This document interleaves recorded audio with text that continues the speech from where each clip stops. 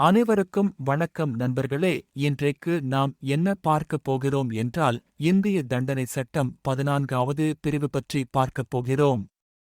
வாருங்கள் போவோமா. இந்திய தண்டனை சட்டம் ஐபிசி 1860-இன் 14வது பிரிவு அரசின் பணியாளர் என்ற சொற்றொடரின் விளக்கத்தை வழங்குகிறது. இந்த பிரிவு அரசின் கீழ் பணியாற்றும் அனைத்து அதிகாரிகள் மற்றும் பணியாளர்களையும் அரசின் பணியாளர் என வரையறுக்கிறது. இந்த பிரிவின்படி அரசின் பணியாளர் என்பது இந்தியாவில் அரசின் அதிகாரத்தின்படி அல்லது கீழ் எந்தவொரு அதிகாரி அல்லது பணியாளரையும் குறிக்கிறது. அவர் அரசால் நியமிக்கப்பட்டவர் அல்லது பணியமர்த்தப்பட்டவர் என்பவராக இருக்கலாம். போலீசாரா? அரசு பள்ளியில் ஆசிரியரா? அரசு அலுவலகத்தில் கிளர்க் அல்லது பணியாளரா? பொது போக்குவரத்து ஊழியரா? அரசு நிறுவனங்களில் பணியாற்றும் ஊழியரா?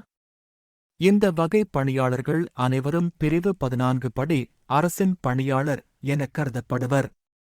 அரசின் பணியாளர் என்ற வரையறை பல ஐபிசி பிரிவுகளில் முக்கியமானது.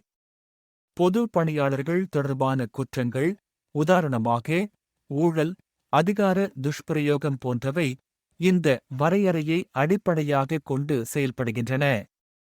பிரிவு 14 பொருளை விளக்கும் பல நீதிமன்ற தீர்ப்புகள் உள்ளன. பி.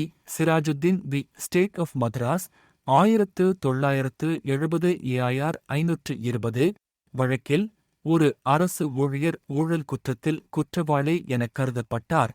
மேலும் S K. Sundaram v. The state of Andhra Pradesh 1991 A R 290 வழக்கில் ஒரு கிளர்க் போன்ற கீழ்மட்ட அதிகாரியும் அரசின் பணியாளர் எனக் கருதப்பட்டார்.